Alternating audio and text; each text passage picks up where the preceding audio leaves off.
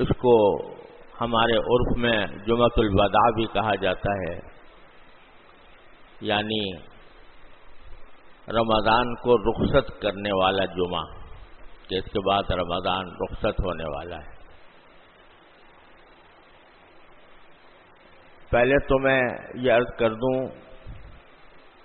کہ جمعۃ الوداع یا آخری جمعہ یہ کوئی شرعی اعتبار سے کوئی تہوار نہیں ہے جیسا کہ عام طور سے سمجھا جاتا ہے، یا اس کے لیے کوئی خاص مخصوص احکام نہیں ہیں جیسے کہ بعض حضرات کہتے ہیں یا بات پھیلاتے ہیں۔ لوگوں میں یہ مشہور ہے کہ اس آخری جمعہ کے اندر یہ کوئی خاص ایسا دن ہے جو رمضان کے اور دنوں سے زیادہ برکت والا، زیادہ مقدس اور زیادہ حرمت والا ہے، اور پھر لوگوں نے خاص کچھ عبادتیں مقرر کر رکھی ہیں جو جمعۃ الوداع کے اندر انجام دی جائیں۔ خاص نفلیں ہیں جو کہا جاتا ہے کہ جمعۃ الوداع کی نفلیں ہیں، اس میں ایک رکعت میں فلاں چیز پڑھنی چاہیے، اور دوسری میں یہ پڑھے، اور تیسری میں یہ پڑھے، اور چوتھی میں یہ پڑھے، تو اس سے ساری زندگی کے روزے بھی اگر پیچھے چھوڑ گئے ہوں، چھوٹے ہوئے ہوں، تو وہ سب معاف ہو جائیں گے۔ اس قسم کی باتیں لوگوں میں مشہور ہیں، اور بعض اوقات وہ پھیلائی بھی جاتی ہیں۔ آج کل تو سوشل میڈیا کا زمانہ ہے، ایک طرح کی چیز تھوڑی دیر میں کہیں سے کہیں پہنچ جاتی ہے، تو لوگوں کے اندر یہ بات پھیلائی جا رہی ہے۔ تو خوب سمجھ لیجئے کہ یہ بے اصل بات ہے، اس کی کوئی بنیاد نہیں ہے، اور نہ تو جمعۃ الوداع کوئی تہوار ہے، نہ اس کی دوسرے دنوں کے مقابلے میں، رمضان کے دوسرے جمعوں کے مقابلے میں یا دوسرے دنوں کے مقابلے میں کوئی اس کا خصوصی تقدس ہے یا خصوصی حرمت ہے یا خصوصی احکام ہے۔ البتہ یہ بات ظاہر ہے کہ رمضان کے مہینے میں، رمضان کے زمانے میں جو جمعہ آتا ہے تو اس میں دو برکتیں جمع ہو جاتی ہیں، ایک برکت رمضان کی اور دوسری برکت جمعہ کی۔ رمضان سید الشہور ہے، مہینوں کا سردار، اور جمعہ سید الایام ہے، یعنی دنوں کا سردار۔ تو یہ دونوں فضیلتیں، دونوں برکتیں جب جمع ہو جائیں رمضان کے جمعے میں تو یقیناً اس کی برکت، اس کا تقدس، اس کی حرمت بڑھ جاتی ہے، اور ان جمعہ کے دن میں اللہ تعالیٰ کی طرف زیادہ رجوع کرنے کا جذبہ، زیادہ نوافل ادا کرنا، زیادہ تلاوت کرنا، یہ بہت اچھی بات ہے۔ اور آخری جمعہ کی پچھلے اور جمعوں کے علاوہ سے بڑھ کر کوئی الگ امتیاز، الگ خصوصیت نہیں ہے، البتہ یہ ضرور ہے کہ یہ جمعہ اب رمضان کا جمعہ آئندہ اگلے سال تک ہمیں نصیب نہیں ہوگا، تو اس وجہ سے اس کی ایک اہمیت بے شک ہے کہ بھئی پتہ نہیں ہم نے رمضان کے ایام کس طرح گزارے ہیں، اور اب آخری جمعہ ہے، اب یہ آخری رمضان کا جمعہ اب اگلے سال تک نصیب ہونے والا نہیں ہے۔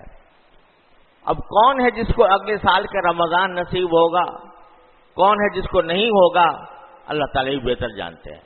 لہذا اس جمعہ کے اندر اگر آدمی اس نقطۂ نظر سے کچھ زیادہ اللہ تعالیٰ کی طرف رجوع کرے، زیادہ نفلیں پڑھے، زیادہ تلاوت کرے، تو یہ بڑی اچھی بات ہے اس لحاظ سے۔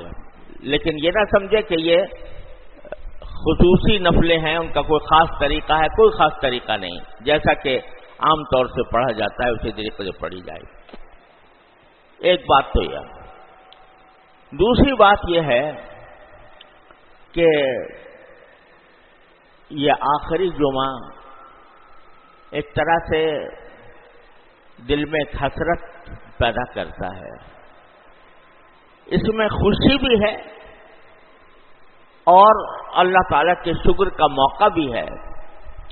سب سے پہلے تو اللہ تبارک و تعالیٰ کی بارگاہ میں اس بات پر شکر ادا کرنے کی ضرورت ہے اس موقع پر کہ اللہ تبارک و تعالیٰ نے اپنے فضل و کرم سے یہاں رمضان نصیب فرمایا. رمضان نصیب فرمانا یہ بذات خود ایک دولت. کتنے ہمارے ساتھی، ہمارے رشتہ دار، ہمارے احباب، ہمارے متعلقین ایسے ہیں جو پچھلے رمضان میں ہمارے ساتھ شریک تھے، روزوں میں، نمازوں میں، تراویح میں ہمارے ساتھ شریک تھے، لیکن آج اس رمضان میں وہ ہمارے درمیان موجود نہیں ہیں. تو اللہ تبارک و تعالیٰ نے ہمیں یہ رمضان عطا فرمایا، اس پر شکر ادا کرنے کی ضرورت ہے. دوسرے، رمضان عطا کرنے کے بعد اللہ تبارک و تعالیٰ نے اس میں روزوں کی توفیق عطا فرمائی، تراویح کی توفیق عطا فرمائی. اور اس زمانے میں کتنا ہی آدمی گیا گزرا ہو، لیکن عام دنوں کے مقابلے میں وہ اس کو کچھ زیادہ عبادت کی توفیق ہو جاتی ہے. نفلوں کے ذریعے، تلاوت کے ذریعے، ذکر کے ذریعے کچھ زیادہ توفیق ہو جاتی ہے عام دنوں کے مقابلے میں. تو سب سے پہلے تو اللہ تبارک و تعالیٰ کی بارگاہ میں ہم شکر بجا لاتے ہیں، اور ہر ایک شخص کو بجا لانا چاہیے کہ اسے رمضان عطا فرمایا اور پھر رمضان کے اندر اپنے فضل و کرم سے روزے رکھنے کی توفیق عطا فرمائی، کچھ ٹوٹی پھوٹی عبادتیں انجام دینے کی توفیق عطا فرمائی. یہ ہے پہلا کام جو اس دن میں کرنا چاہیے، اللہ تبارک و تعالیٰ کا شکر ادا کرنا. اور دوسرا، اپنی کوتاہیوں پر استغفار. یعنی رمضان کا مہینہ آیا، اس کے ایک ایک لمحہ، اس کا ایک ایک لمحہ انتہائی قیمتی تھا، لیکن ہم نے اس سے جیسا فائدہ اٹھانا چاہیے تھا ویسا فائدہ نہیں اٹھایا، جیسی عبادت کرنی چاہیے تھی ویسی نہیں کی. تو اس پر اللہ تبارک و تعالیٰ کے بارگاہ میں استغفار کرنے کی ضرورت. ایک شکر اور ایک استغفار، دونوں چیزوں کا آج دن ہے. اور الحمدللہ ابھی تقریباً 5 دن باقی ہیں. تو ان باقی لمحات کے اندر اللہ تعالیٰ سے دعا مانگنے کا دن ہے کہ جو باقی ایام ہیں ان کو اللہ تبارک و تعالیٰ ہمیں ان کی قدر پہچاننے کی توفیق عطا فرمائے اور ان کو صحیح طریقے سے بجا لانے کی توفیق عطا فرمائے. ایک حدیث ہے جو اس موقع پر ضرور یاد کرنی چاہیے، اور وہ عجیب و غریب قسم کی، اس میں عجیب غریب قسم کا واقعہ ہے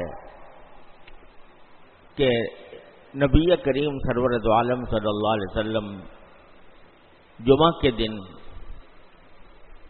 خطبہ دینے کے لیے ممبر کی طرف تشریف لے گئے. تو جب ممبر پر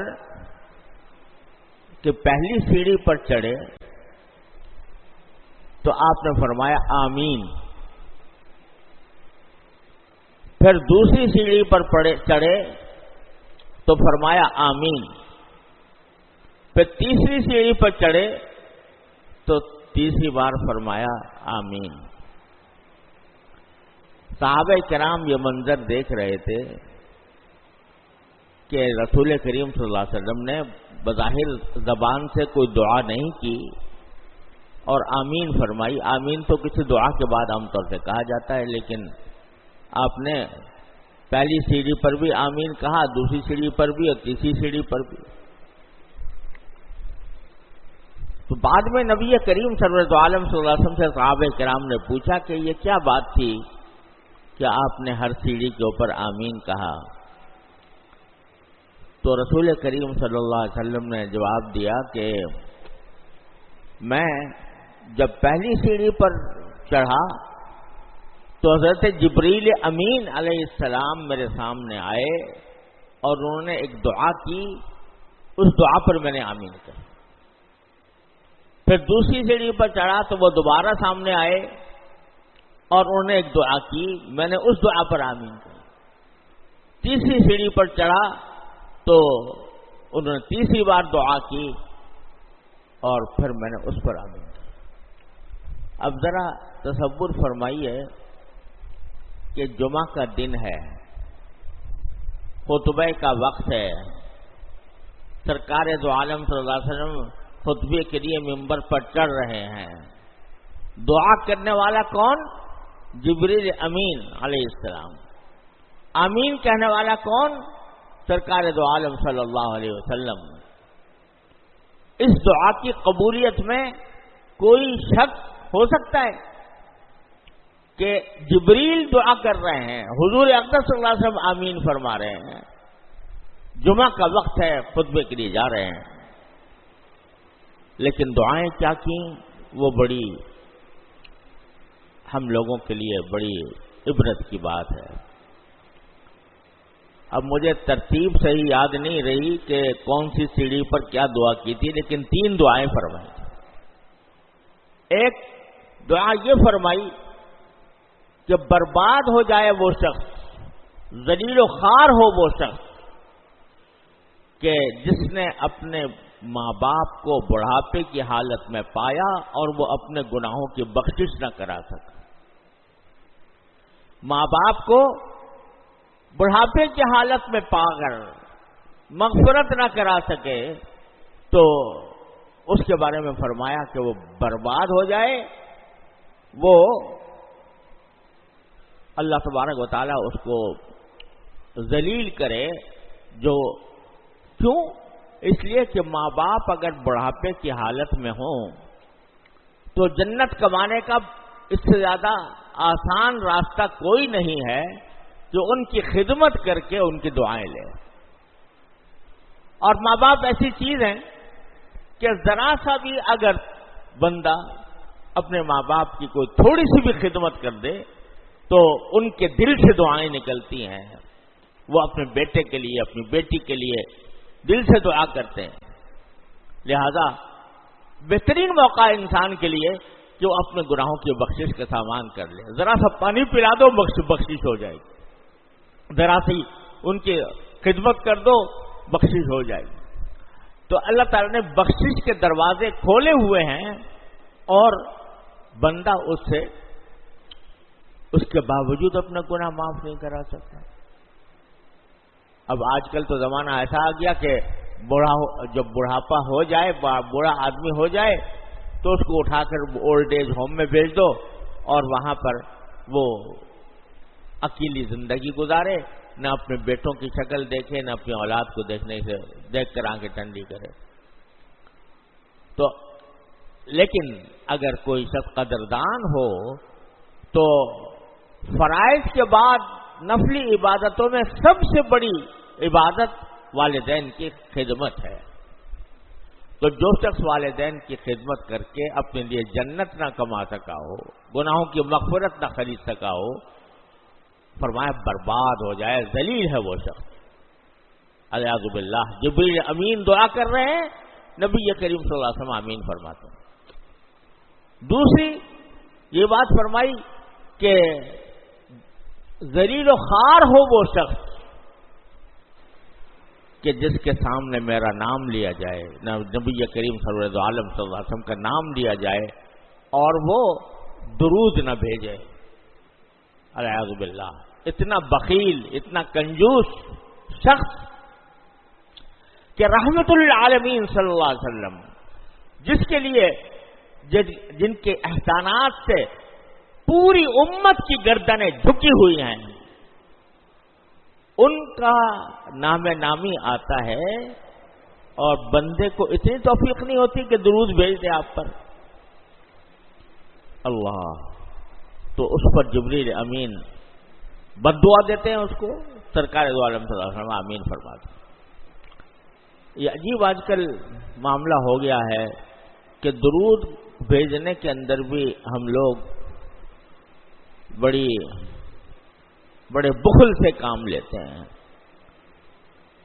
اب تحریروں کے اندر رسول کریم صلی اللہ علیہ وسلم کا اسم گرامی آتا ہے تو پورا صلی اللہ علیہ وسلم لکھتے ہوئے ایسا لگتا ہے کہ گویا معاذ اللہ ہمارا وقت ضائع ہو رہا ہے، الیاذ باللہ الیاذ باللہ الیاذ باللہ۔ اس کی جگہ صاد بنا دیا یا سلعم لکھ دیا۔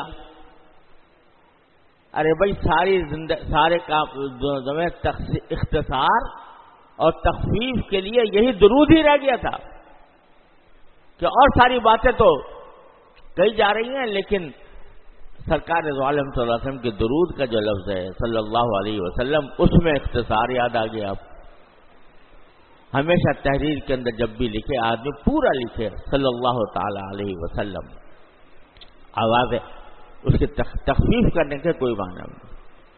اور بھائی بعض اوقات میں دیکھتا ہوں کہ طلبہ بھی عبارت پڑھتے ہوئے جب رسول کریم صلی اللہ علیہ وسلم کا نام آتا ہے، نام نامی آتا ہے، صلی اللہ علیہ وسلم کہنے کا وقت آتا ہے، تو بعض اوقات تیزی میں اس طرح کہہ جاتے ہیں کہ اس سے مجھے تو درود شریف کی اعوذ باللہ توہین معلوم ہوتی ہے کر کے اور گزر گئے۔ ارے ساری زندگی میں صرف رسول کریم صلی اللہ علیہ وسلم ہی رہ گئے ہیں کہ جن کے ساتھ اختصار کا معاملہ کیا جائے۔ پورا درود شریف پڑھنا چاہیے صلی اللہ علیہ وسلم، اس کے بغیر نبی کریم صلی اللہ علیہ وسلم کا نام نہ لینا چاہیے۔ تو کیونکہ جبریل نے دعا کی ہے نامراد ہونے کی، ذلیل ہونے کی اس شخص کے لیے جو رسول کریم صلی اللہ علیہ وسلم کا نام نامی آئے اور درود بھیجنے میں بخل سے کام لے۔ تیسری دعا جو فرمائی وہ یہ ہے کہ نامراد ہو وہ شخص اور ذلیل و خوار ہو وہ شخص جس پر پورا رمضان گزرا اور وہ اپنے گناہوں کی مغفرت نہ کرا سکا۔ یہ ہے وہ دعا جو ہمیں آج یاد رکھنی چاہیے۔ بڑی سنگین بات ہے کہ رمضان گزر جائے اور بندہ اپنے گناہوں کی مغفرت نہ کرا سکے، اس کو جبریل امین بد دعا دے رہے ہیں ذلیل و خوار ہونے کی، اور رسول کریم صلی اللہ علیہ وسلم اس پر آمین فرما رہے ہیں۔ کتنی خطرناک بات ہے کہ تو یہ دیکھنے کی ضرورت ہے الیاذ باللہ ہم ان لوگوں میں تو شامل نہیں ہیں کہ جن کے اوپر رمضان گزرا اور وہ اپنے گناہوں کی مغفرت نہ کرا سکے۔ یہ اس لیے فرمایا کہ رمضان کے اندر اللہ تبارک و تعالیٰ کی رحمت کے دروازے چوپٹ کھلے ہوئے ہیں، اللہ تعالیٰ کی مغفرت اور کرم کی گھٹائیں برس رہی ہیں، اور ذرا ذرا سی بات کے اوپر مغفرت کے وعدے کیے جا رہے ہیں۔ روزہ رکھو گے مغفرت، تراویح پڑھو گے مغفرت، ذرا ذرا سے کام کے اوپر اللہ تعالیٰ نے مغفرت کے دروازے کھولے ہوئے۔ ایک مرتبہ زبان سے کہہ ہی دو استغفر اللہ ربی من کل ذنب واتوب الیہ، یا اللہ میں اپنے سارے پچھلے گناہوں سے معافی مانگتا ہوں، توبہ کرتا ہوں۔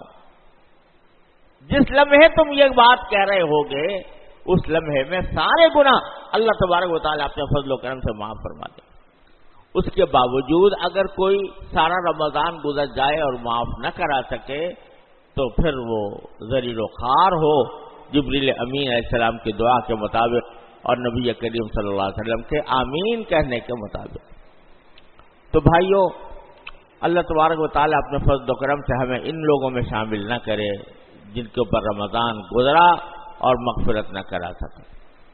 تو جو الحمدللہ جو کچھ کرنے کی توفیق ہوئی تو اس پر آج شکر ادا کریں. الحمدللہ یا اللہ ہم تو اس قابل نہیں تھے، آپ نے اپنے فضل و کرم سے ہم سے روزے رکھوا لیے، ہم سے تراویح پڑھوا لی، ہم سے تلاوت کروا لی، ہم سے اعتکاف کروا لیا.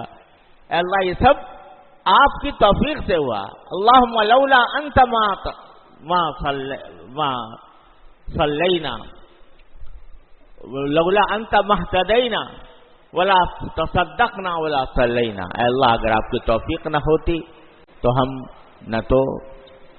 ہم ہدایت نہیں پا سکتے تھے، آپ کی توفیق نہ ہوتی تو ہم نماز بھی نہیں پڑھ سکتے تھے، آپ کی توفیق نہ ہوتی ہم روزے نہیں رکھ سکتے تھے، ہم قربانی نہیں کر سکتے تھے. جو کچھ بھی ہوا وہ آپ کی توفیق سے ہوا، تو لہذا میں آپ کا شکر ادا کرتا ہوں. اور بندہ جب شکر ادا کرتا ہے کسی عبادت کے اوپر کہ اللہ آپ نے اس کی توفیق عطا فرمائی، تو اللہ تبارک و تعالی کی طرف سے خاص کرم ہوتا ہے. لئن شکرتم لازیدنکم، کہ جب تم شکر کرو گے تو میں تمہیں اور دوں گا. تو اللہ تعالیٰ کی طرف سے توفیق، جب پر شکر ادا کیا تو اور زیادہ توفیق ملے گی انشاءاللہ. اگر آپ نے نماز پڑھ کے اللہ تعالیٰ کا شکر ادا کیا تو انشاءاللہ مزید نماز کی توفیق ہوگی. اگر روزہ رکھ کر شکر ادا کیا تو انشاءاللہ مزید روزوں کی توفیق ہوگی. صدقہ کر کے کیا انشاءاللہ مزید صدقہ کی توفیق ہوگی. اسی لیے بزرگوں نے یہ فرمایا، بڑی کام کی بات ہے یاد رکھنے کی. میں نے اپنے شیخ حضرت مولانا مسیح اللہ خان صاحب قدس اللہ تعالیٰ سرہ سے سنا، حضرت حکیم الامت مولانا تھانوی قدس اللہ سرہ کی بات، اور انہوں نے نقل فرمائی حضرت حاجی امداد اللہ صاحب ماجر مکی رحمۃ اللہ. انہوں نے فرمایا یہ لوگ اکثر یہ کہتے ہیں نا کہ بھائی پتہ نہیں ہماری نمازیں قبول ہیں کہ نہیں ہیں، ہمارے روزے قبول ہیں کہ نہیں ہیں، ہماری تلاوتیں قبول ہیں کہ نہیں ہیں. تو کسی نے یہی بات حضرت حاجی صاحب رحمۃ اللہ علیہ سے عرض کی، تو انہوں نے فرمایا کہ جب تمہیں ایک عبادت کے بعد دوسری دوبارہ عبادت کی توفیق ہو گئی، سمجھو کہ پہلی قبول ہو گئی. کیوں؟ اس لیے کہ اگر پہلے قبول نہ ہوتی تو اللہ تعالیٰ دوسری کی توفیق نہ دیتی. تو یہ پہلی عبادت کا اگر تم نے شکر ادا کر لیا اللہ تبارک و تعالیٰ کی بارگاہ میں کہ اللہ آپ کا کرم ہے کہ آپ نے مجھے یہ توفیق عطا فرما دی، تو اللہ تعالیٰ مزید کی توفیق عطا فرمائیں گے. اور یہ علامت ہوگی اس بات کی کہ پہلی والی قبول ہو گئی اللہ تعالیٰ کی.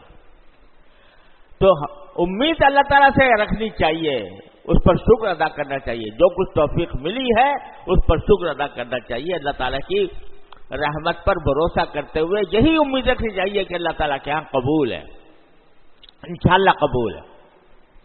جہاں تک ہمارا تعلق ہے تو ہماری ہم تو کوتاہیوں کا ایک مجموعہ ہے، ہر طرح کی کوتاہیاں ہم میں ہیں. اخلاص پتہ نہیں پکا ہے کہ نہیں ہے، خشوع جو ہونا چاہیے ویسا ہمارے اندر نہیں ہے، جو اللہ تعالیٰ کی طرف رجوع کی جو کیفیت ہونی چاہیے ہمارے اندر نہیں ہے. لیکن ہماری طرف سے تو کوتاہیاں ہی کوتاہیاں ہیں، لیکن ان کوتاہیوں کا بھی اللہ تعالیٰ نے علاج بتا رکھا ہے کہ استغفار کر لو. جو کوتاہیاں ہوئی ہیں ان کے اوپر استغفار کر لو. نماز کے بعد سرکار دو عالم صلی اللہ علیہ وسلم 3 مرتبہ فرماتے تھے استغفر اللہ استغفر اللہ استغفر اللہ. نماز کے بعد کیا مطلب کہ نماز تو میں نے پڑھ لی، لیکن اس نماز کے پڑھنے کے اندر مجھ سے جو کوتاہیاں ہوئی ہوں گی، کیونکہ آپ کی عبادت کا حق تو مجھ سے ادا نہیں ہو سکا، اے اللہ اس کوتاہی پر مجھے معاف کر دیجئے، اس کوتاہی پر میری بخشش کر دیجئے.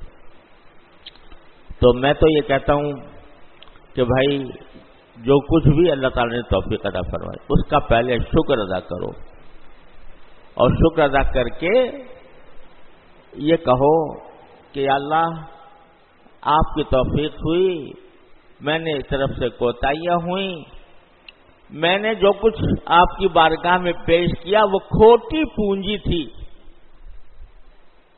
جئنا کا ببضاعۃ مزجات، ہم آپ کے پاس جو پونجی لے کر آئے وہ کھوٹی تھی، فَأَوْفِ لَنَا الْكَيْلَ وَتَصَدَّقْ عَلَيْنَا، لیکن آپ اپنی رحمت سے ہمیں پورا پورا دیجئے،